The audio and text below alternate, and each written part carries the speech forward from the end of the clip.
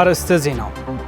بهزبي زتمرت بيت مخر تግራይ ናብ ስርሑ ክምለስ በማእከላይ ኮሚቴ ህወሓት ዝተወሰነ ውሳነ ከም ዝድግፍዎ ላዕለወ ተመራርሓ ህዝባዊ ወያነ ሓርነት ትግራይ ኣብ ዘውፅዎ መግለጺ ቅዋም ኣፍሊጦም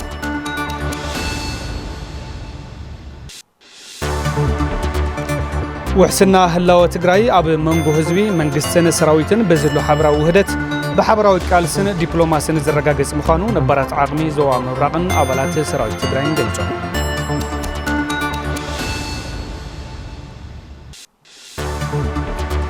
መንግስቲ ኢትዮጵያ ካብ ወርሒ ጥቅምቲ ክሳብ ወርሒ መጋቢት 2018 ዓመተ ምህረት ንመሃያ ዝውዕል ልዕሊ 8.5 ቢልዮን ብር ከም ዘይለኣኸ ቢሮ ፋይናንስን ምትሕብባር ሃፍትን ትግራይ ኣፍሊጡ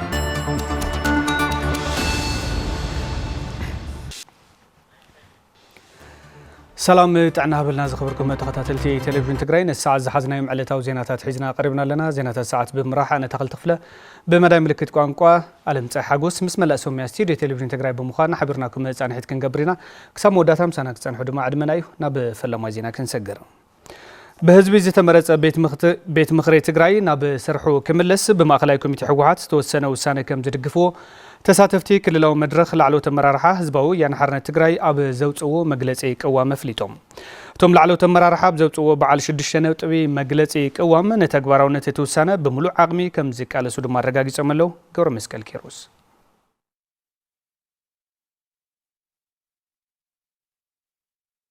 ህዝባው መንግስትና ንመኸተና ብዝብል መርሒ ሓሳብ ኣብ ዝተኻደ ክልላው መድረኽ ላዕሎ ተመራርሓ ህዝባዊ ወያነ ሓርነት ትግራይ ነቲ ማእከላይ ኮሚቴ ህወሓት ዝሕለፈ ውሳነ መሰረት ብምግባር ብዕምቆት ብምዝታይ በዓል 6 ነጥቢ መግለጺ ቅዋም ኣውጽዩ መሰረት እዚ ድማ ማእከላይ ኮሚቴ ህወሓት ቤት ምኽሪ መንግስት ትግራይ ናብ ስርሑ ንክምለስ ዝሕለፈ ውሳነ ከም ዝድግፉን ንተግባራውነቱ እውን ካብኦም ዝድለ ዘበለው ከም ዝፍጽሙ ኣረጋጊጾም ማእከላይ ኮሚቴ ውድብና ህወሓት ዝተወንዘፈ ቤት ምኽሪ መንግስት ትግራይ ናብ ስርሑ ንክምለስ ዝሕለፈ ውሳነ ህዝቢ ትግራይ ከም ህዝቢ አንጸላሊዎን ዘሎ ሓደጋ ህልውና ዝተረድአን ህዝብና መቃለስ ማእከል ክህልዎ ዝገብርን ውሳነ ስለዝኾነ ንተግባራውነቱ ግቡእና ክንፍጽም ወሲና እትስተጣየሸ ፈጻሚ ኣካል መንግስት ትግራይ ንኹሎም ዓቕምታት መኸተ ብዝሓቁፍ መንገዲ ንክኸውን ዝተቐመጠ ኣንፈት ንምትግባር ድማ እጃሞም ከም ዝፍጽሙ እቶም ላዕለወ ተመራርሓ ገሊጾም ማእከላይ ኮሚቴ ውድብና ህወሓት ዋላ እኳ ሓላፍነት ናይ ቤት ምኽሪ መንግስት ትግራይ እንተኾነ ኣብ ጣይሻ ፈጻሚ ኣካል መንግስት ትግራይ ንኹሎም ዓቕምታት መኸተ ዝሓቆፈ ክኸውን ከም ዝግባእ ዘቐመጦ ኣንፈት ንህሉ ኩነታት መኸተና ዘጋናዘበን ዓቕምታትና ወዲና ንዝመጸና ብድሆታት ክንምክት ዘኽእል ውሳነ ስለዝኾነ ንተግባራውነቱ እጃምና ክንዋጻእ ኢና እዚ ኣብ ፈታን እዋን ህዝቢ ትግራይ ንምምራሕ ሓላፍነት ዝወስድ ዘሎ ቤት ምኽሪ መንግስት ትግራይ ንምሕጋዝ ከም ዝሰርሑ እቶም ላዕለወ ተመራርሓ ህወሓት ኣብ ዘውፅዎ መግለጺ ቅዋም ኣፍሊጦም ንዕውትነት ስራሕቲ እዚ ኣብ ፈታን እዋን ህዝቢ ትግራይ ንምምራሕ ሓላፍነት ዝሽከም ዘሎ ቤት ምኽሪ መንግስት ትግራይ ካባና ትጽቢት ዝግበር ኩሉ ክንፍጽም ቃል ንኣቱ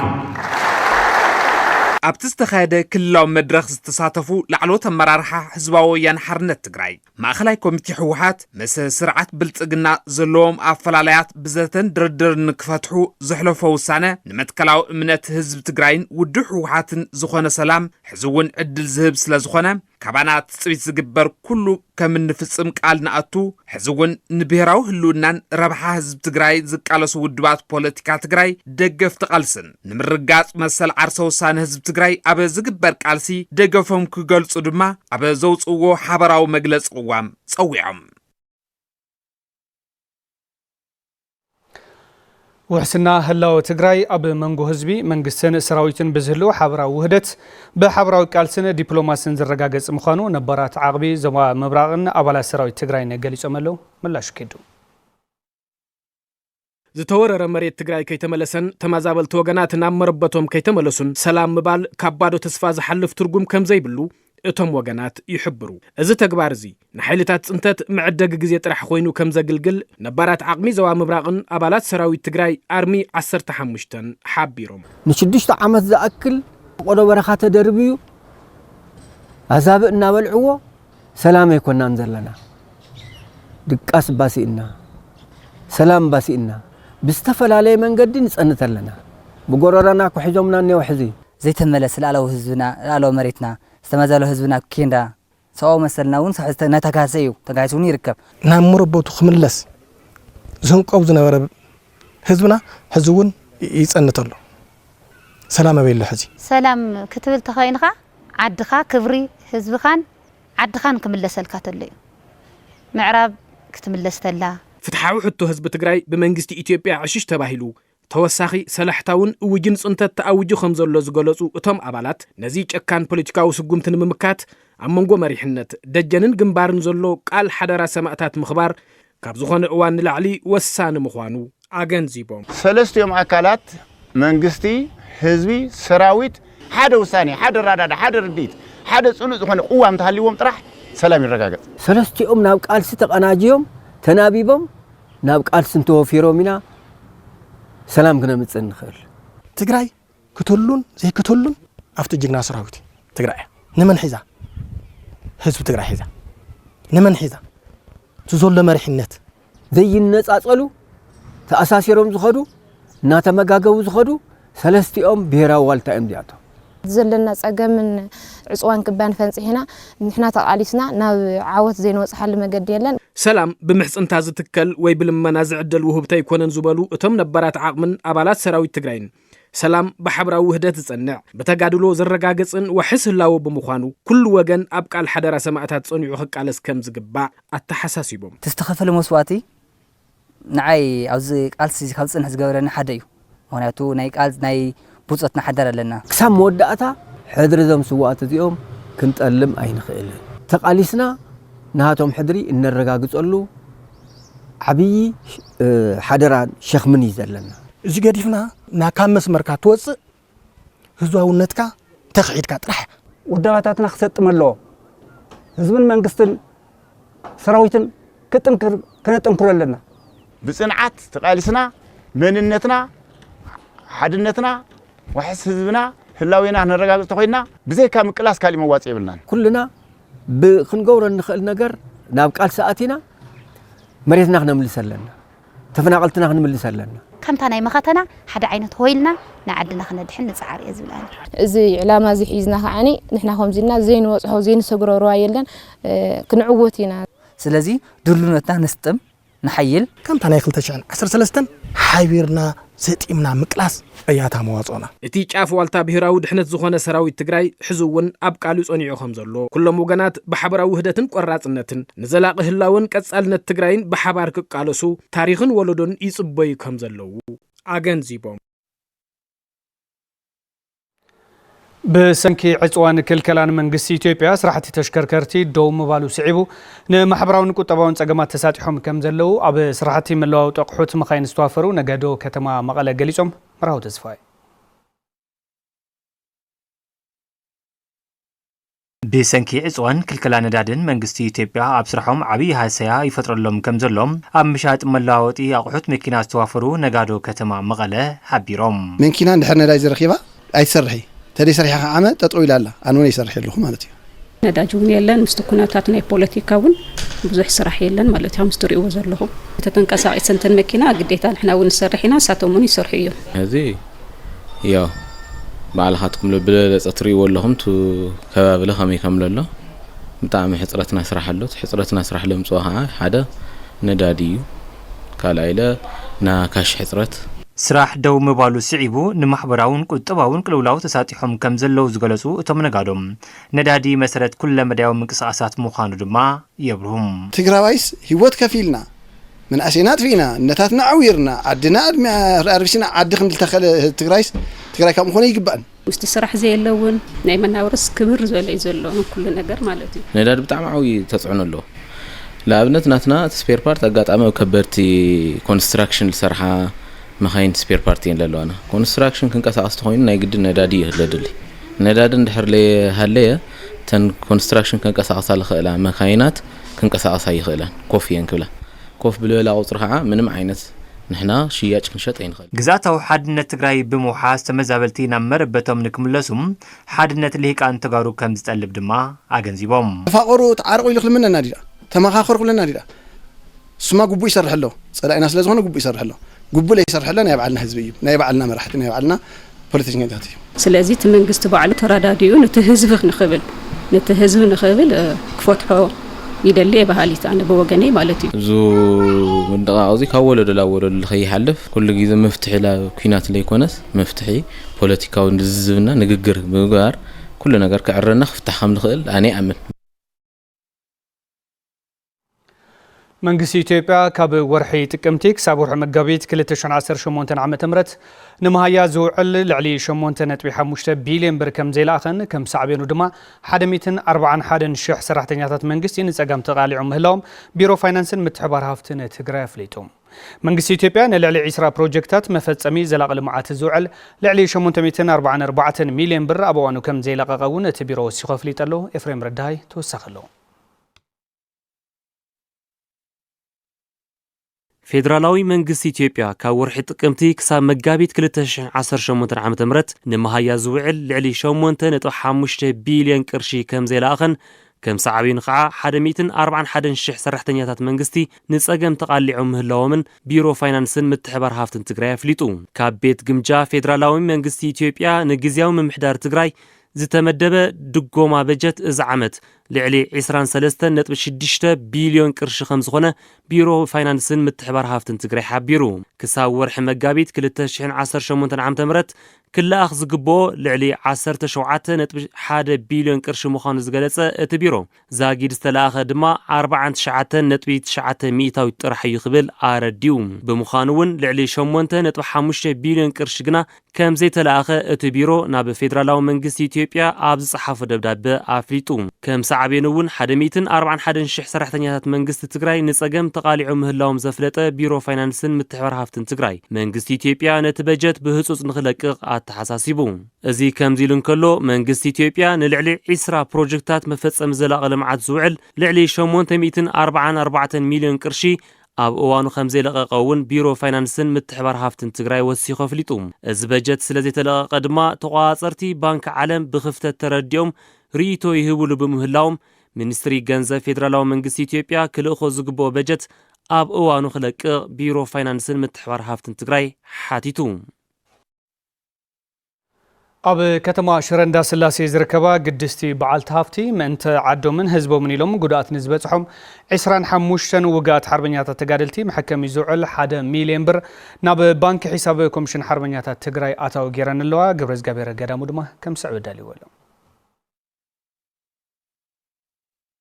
ኣብ 17 ዓመት ብረታዊ ቃልሲ ህዝቢ ትግራይ ክልተ ደቀን ዘሰዋ ኣብ ከተማ ሽረ ወናኒት ሆቴል ኣሉላ ወይዘሮ ጥሩ ገረንቸል ምእንተ ዓዶምን ህዝቦምን ኢሎም ጉድኣት ንዝበፅሖም 25 ውቃዓት ተጋደልቲ መሐከሚ ዝውዕል 1 ሚልዮን ብር ናብ ሒሳብ ቁፅሪ ባንኪ ኮሚሽን ሓርበኛታት ትግራይ ኣታው ገይረን ወይዘሮ ጥሩ ገረንቸል እቶም ተጋደልቲ ተሓኪሞም ስሩዕ ናብርኦም ንክመርሑ ሓጋዛይ ንክኸውን እቲ ድጋፍ ገንዘብ ከም ዝገበራ ተዛሪበን እዚ ሓገዝ ኣይኮነን ናትኩም ሞያ ናትኩም وهوتي كونن جنس إلى سكقسم كريوم زبال حسابي منسيه نقعد هو ترفكم كعراخ بنا معهم زبز حيكونن معهم نجانو نشتي نعيق نشتي لبيك أسن زبليو دك أيهم كعترفكم كعخفتم تسوق دك أي ترفكم بعجبه نايكرت بس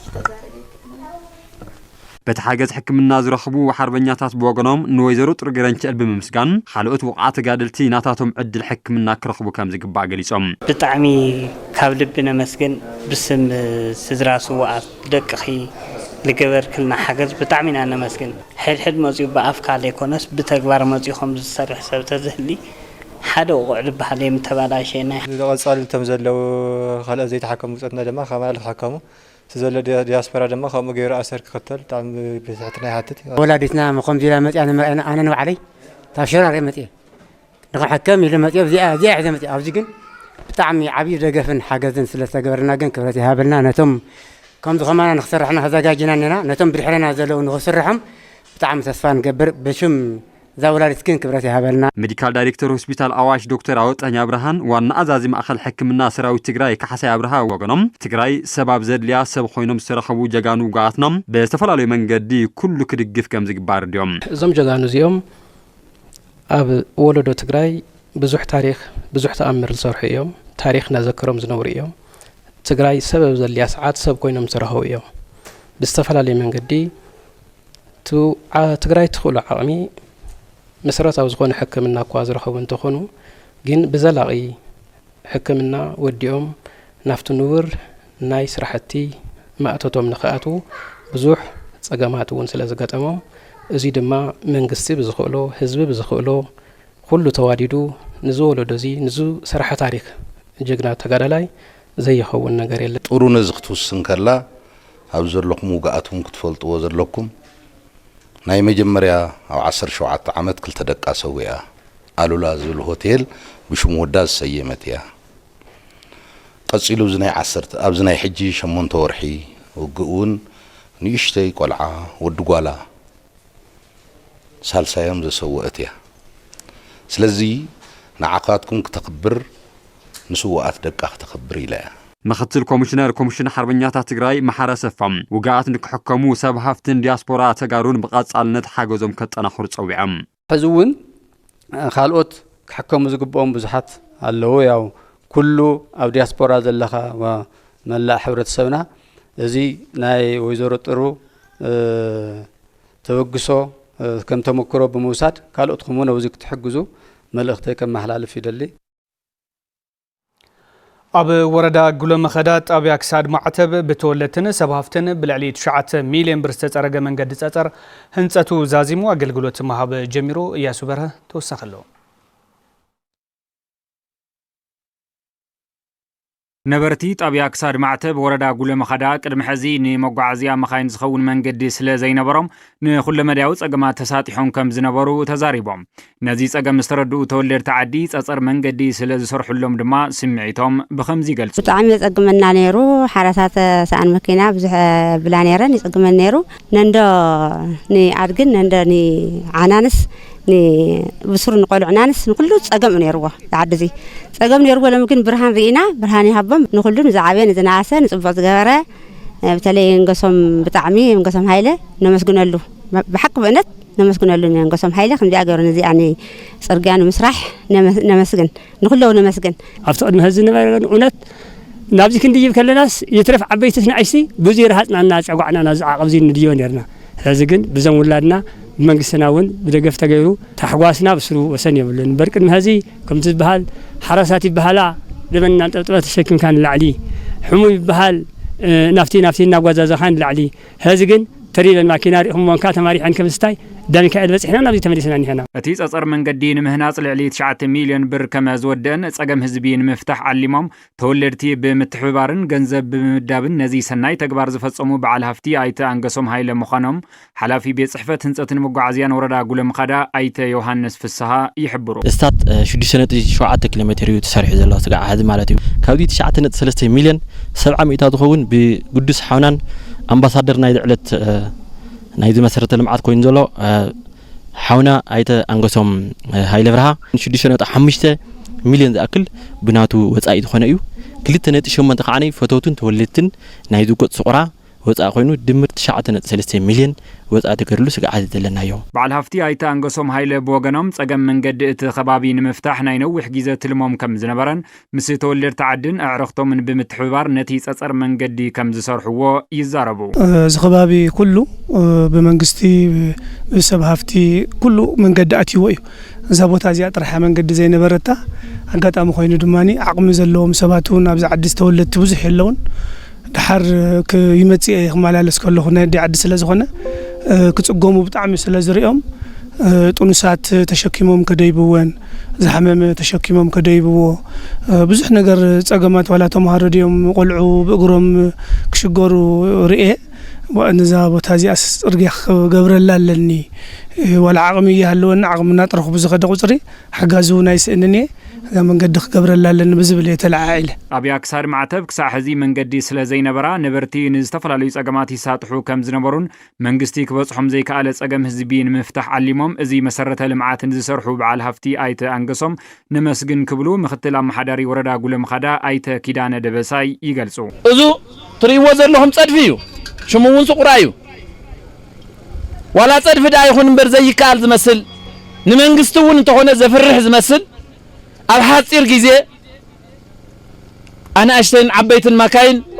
ብሓደ ዘተኣናግድ መንገዲ ምስራሕ ማለት ታሪክ እዩ።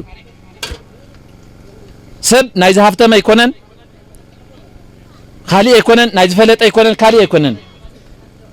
ሰብ ሰሪሑ ክሓልፍ ከሎ መዋእሉ ዝነብር ማለት እዩ። አንገሰም መብዙ ሰሪሕዎ ዘሎ ልክዕ ከምቶም ካልኦት ከባቢታት ዝሃፍተሙ ይኹን ዝተምሃሩ ወረዳ ጉለምኻዳ ዝሰርሕዎ ዓብይ ስራሕ ይሰርሕ ዘሎ። ካልኦት ተወለድትን ሰብ ሃፍትን እታ ወረዳ ድማ ጸገማት ህዝቢ ኣብ ምፍታሕ ሓገዝቲ ክኾኑ ኣብቲ እዋን ጻውዒት ቀሪቡ።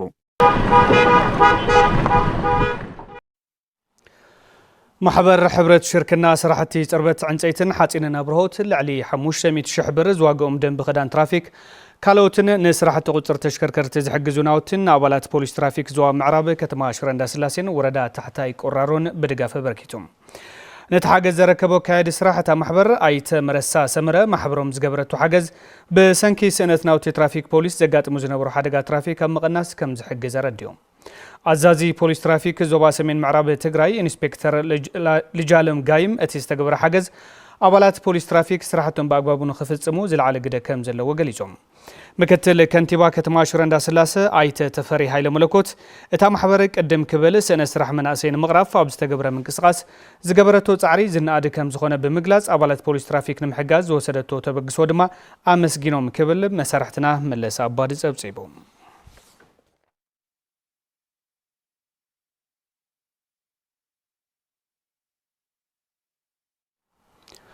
Artificial Intelligence ንዘላቂ ልምዓት ኣፍሪካ ዝተሰየመ ዓለም ለኸ ኮንፈረንስ ካብ ሚያዝያ 19 ክሳብ 20 2018 ዓመተ ምህረት ከም ዝሳለጥ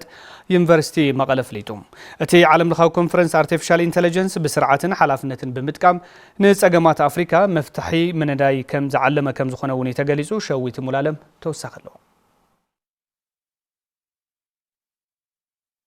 Artificial Intelligence ንዘላቂ ልምዓት ኣፍሪካ ዝተሰየመ ዓለም ለኻዊ ኮንፈረንስ ካብ 19 ክሳብ 20 ሚያዝያ 2018 ዓመተ ምህረት ከም ዘሳልጥ ዩኒቨርሲቲ መቐለ ኣፍሊጡ። Artificial Intelligence ኣብ ማሕበረ ኢኮኖሚያዊ ዕቤት ዓለም ወሳኒ ተራ እናተጻወተ ከም ዝርከብ ምክትል ፕሬዚደንት ማእኸል ምርምርን ተሳትፎ ማሕበረሰብን ዩኒቨርሲቲ መቐለ ዶክተር ኢያሱ ያዘው ይገልጹ። በብግዚኡ ላወሰኸ በብግዚኡ ውጽኢት ላምጽኡ ዝኸር ዘሎ ኣብ ጥዕና ክኾን ይኽእል፣ ኣብ ሕርሻ ክኾን ይኽእል፣ ኣብ ትምህርቲ ክኾን ይኽእል፣ ኣብ ፋይናንስ ኣብ ኤነርጂ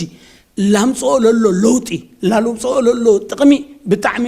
ዓብይ እዩ። ብፍላይ እንደገና ሪሶርስ ፖር ልንብለን ላቦራቶሪ ህንድልበን ለይብለን ማሽናት ህንድልበን ለይብለን ቅርሺ ህንድልበን ለይብለን ዓድታት ብፍላይ ሃም ትግራይ ልበላ እንደገና ብኹናት ተሓስየን ለሎ አካባቢታት ህንድምንታይ ጥቕሚ ከም ለለዎ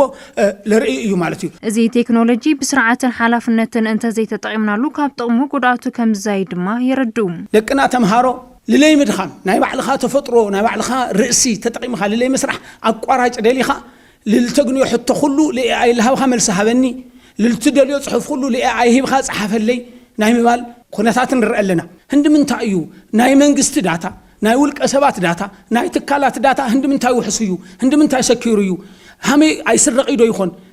اركزاني أخونا لزو هند من تأي تزاجين عين أفريقيا بزي emerging technology እቲ ልበጽሕና ጉድዓት ልምቕናስ እንደምን ተዘጋጅና አይነ ልብል ክንሓስበሉ ለና በዚ መሰረት ንጸገማት ኣፍሪካ መፍትሕታት ንምንዳይ ዝዓለመን ኣህጉራውን ዓለማውን ስትራቴጂታትን ሽቶታትን ኣብ ግምት ዘእተወን Artificial Intelligence ንዘላቂ ልምዓት ኣፍሪካ ዝተሰየመ ዓለም ለኻዊ ኮንፈረንስ ብሃገር ደረጃ ንፈለማዋን ኣብ ዩኒቨርሲቲ መቐለ ከም ዝሳለጥ ዶክተር ኢያሱ ይሕብሩ። እዚ ትንዕልም ተለና እንደገና ስትራቴጂካዊ ሽቶታት እውን ኣቐሚጥና ኢና ተበጊስና ቅድሚ 4 ወርሒ ማለት እዩ። እዚኦም 4 እዮም ሓደ ስነ ምግባራዊ ሓቋፋይን ውሕስን ስርዓት AI ምትብባዕ ዝምልከት እዩ። እቲ ካልኣይ ስትራቴጂክ ኦብጀክቲቭና ሓላፍነት ዝተመልኦ ፈጠራን ኣጠቃቅማን AI ምጥንኻር እዩ። الثالثاي ስትራቴጂክ ሽቶና ኣብ ጭቡጥ መርትዖ ወይም ድማ ሳይንስ ዝተመስረተ ወይም ዝተመርኮዘ ፖሊሲ ምድጋፍ እንትኾን ኣብ መወዳእታ ትሕብብር ምጥንኻር እዩ ካፍተን ኣብ ግምት ለእተናየን ድማ ብትግራይና ደረጃ ዲጂታል ስግግርን ተበጎስታትን ትግራይ እዩ በኢትዮጵያ ደረጃ ዲጂታል ኢትዮጵያ 2030 እዩ በአፍሪካ ደረጃ ስትራቴጂ ሕብረት አፍሪካ አርቲፊሻል ኢንተለጀንስ እዩ በዓለም ደረጃ እንደገና ሽቶታት ዘላቂ ልምዓት ወይም ደግሞ ሰስተነብል ዴቨሎፕመንት ጎልስ ልንብሎም ኢናብ ግምት አውጽና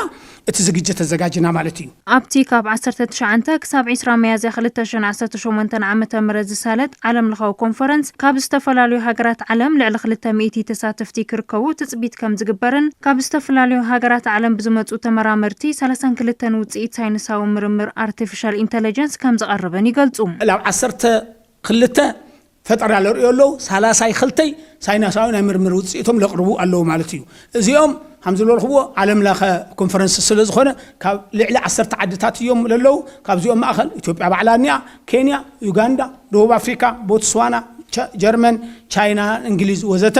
ኣብዚ ይሳተፉሉ ማለት እዩ እቲ ዓለም ለኻዊ ኮንፈረንስ ብዝተፈላለዩ መራሕቲ ሓሳባት በብዓመቱ ከም ዝዳሎ ድማ ንምፍላጥ ተኻኢሉ ጀርመናዊ መንገድ አየር ሉፍታንዛ በሰንኪ ነህር ዋጋ ነዳዲ 20,000 ዝኣኽሉ ኣብ ውሽጢ አውሮፓ ከካየዱ ዝነበሩ መሓፀርቲ በረራታት ከስርዝ ምዃኑ ኣፍሊጦም ካብ ዓበይቲ መንገዲ ኣየራት አውሮፓ ሓደ ዝኾነ ሉፍታንዛ እቲ ስጉምቲ 40,000 ሜትሪክ ቶን ነዳዲ ክዕቅብ ከም ዘኽእሎ ድማ ሓቢሩ ኩናት እስራኤል አሜሪካን ኢራንን ካብ ዝውላዕ ንድሓር ዋጋ ነዳዲ ነፈርቲ ብዕጽፊ ምውሳኹ ተገሊጹ ዓለም ለኻዊ ትካል ጸዓት ከም ዝገለጸው ኣብ አውሮፓ በሰንኪ ጋጢሙ ዘሎ ነህር ዋጋ ነዳዲ ነፈርቲ ንልዕሊ ሓደ ሰሙን በረራታት ክስረዙ ከም ዝኽእሉ ተንቤሎ ክትብል ጸብጻብ ቢቢሲ ተወኪሳ መሳርሕትና ትዕግስት ሓድሽ ጸብጺባ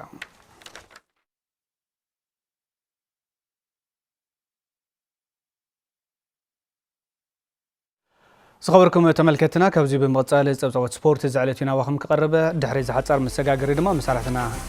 ሓበን ካሕሳ ሒዝልና ከቀርብ ሓብርና ንከተል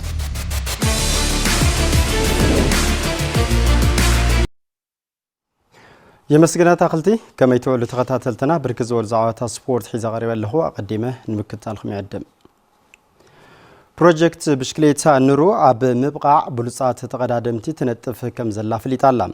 እታ ፕሮጀክት ንብርክዝ ወል ዓመታት ብሉጻት ሰገናት ኣብ ምፍራይ ውን ጸኒሓያ ዮሐንስ ሸብር ናብ ከተማ ዓዲግራት ተንቀሳቒሱ ሙስተዋ ኣባላት ፕሮጀክት ገብረ ጻንሒት ሲዒቡ ይቐርብ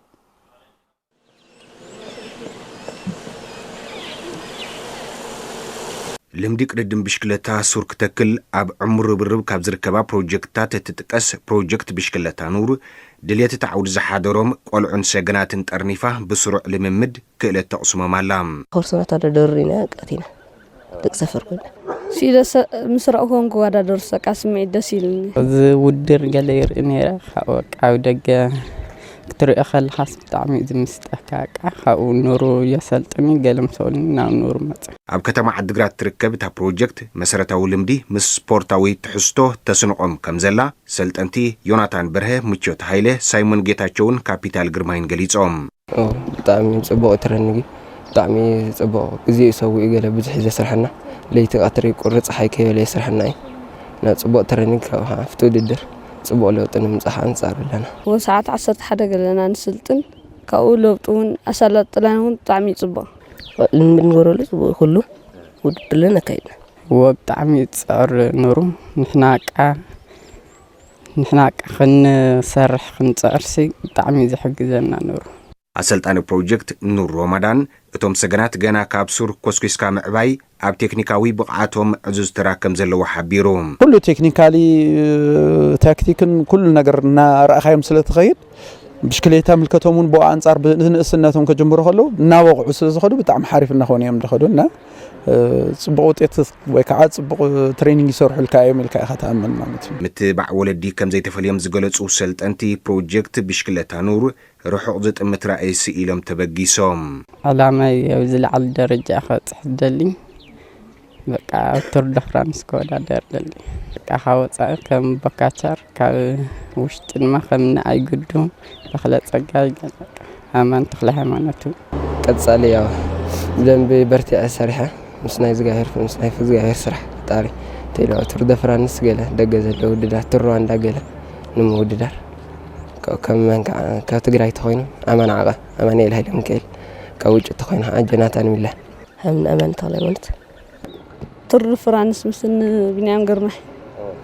كاو أو هو هذا الدرس لني تنكراتات قول علو كمنا أمان كمن دست ألم IPF له كمنا أمان هايل من كيل كمنا أمان تكله مانوت كمان هستو بياو بزحت بوزات نيو أمان تول متين أي قدوم علتي كما أتم تنكراتات كوينة ما بزح وصحينا نحس ناب قطمات وانجا إثيوبيا زت مزعوتات كنسجر كلنا ربع في الصامة قطمات وانجا إثيوبيا غسيلهم استسالة انتخانو قانتولو اليونيفرسيتي عدغرات مس مشال مرها قبرات ساليتام تصوتا بسرو ساعات بادن فصمتا زرخبن تخون بفصم غلا والوال اليونيفرسيتي عدغرات حموش سنسلست عوت بمزغاب ناب فرق فصام حليف هلا قانتا غرمات ادسه والوال اليونيفرسيتي عدغرات اب تصوتا برتون حنحن زناد سعرن زغبر خوينم ግልጽነት ዘይብሎም ውሳነ ዳይነት ዝተረኢሉ ጻውታ ወኒ ነይሩ ነጻውታ ዝመርሑ ኢንተርናሽናል ዳይና ሸበር ሰቆቃ ኣብ ልዕሊ ሓለቓ ጋንታ ወልዋል ዩኒቨርሲቲ ዓዲግራት ፍሬው ሰሎሙን ምክንያቱ ዘይተፈለጠ ቀይሕ ካርድ እውን ኣብቲ ጻውታ መወዳእታ ደቂቕ መዚዞም እዮም ኣብ ልዕሊ ጻውታ ወልዋል ዩኒቨርሲቲ ዓዲግራት ተመስገን መንገሻ ዝተፈጸመ ከቢድ ጥፋት ግና ካርድ ይትረፍ ቅጽዓት እውን ኣይሃቡን ኣብ ዝቐጸለ ጻውታ ብፍጹም ቅላዕ መፈጸምታ ዝረኸበ እንትኸውን ሓላዊ ጎል ጋንታ ወልዋል ዩኒቨርሲቲ ዓዲግራት ዩኤል ሙታከበዋ بلوت من قصاص جيروك خوب تصاوتاون تحريم سلسته فصوم غلا أنت دحن حنت دما بعلو غزيريم جيت هاي لمريم سعرهم زوج العدل أقدم زمخنة تصاوتين تخون بين بانش دما نايمود داتا قول زوجة تصاوتايم جانتا مغلا 7 اندرتا أب قصيلة بستسالته ناب فرق في الصامة وانجاي تيبي أقدم محلافات ذكريم على تعرب دما تومرها قرتات يغزلو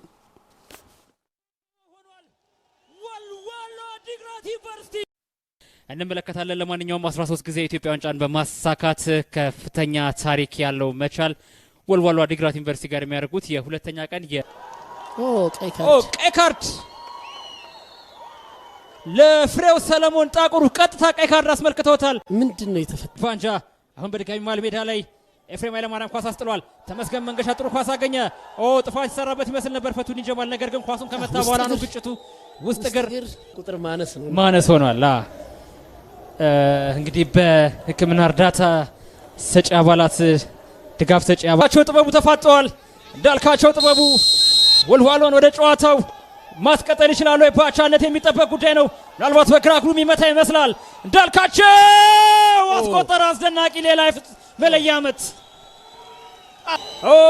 ያብስራ ተስፋዬ ያብስራ ሳተው አራተኛ መለያ ምት ስተዋል መቻሎች ከበየነ ባንጃ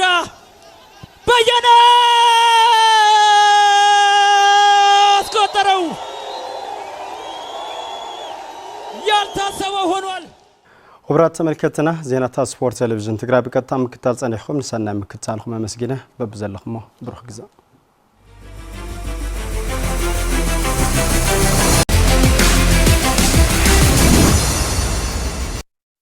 زخبركم تملكتنا نسعى زحزنا معلتها وزيناتها تبزي زازيمنا سلت مكتالكم كبرت هابلنا ببزلهم ورما سنة يجزم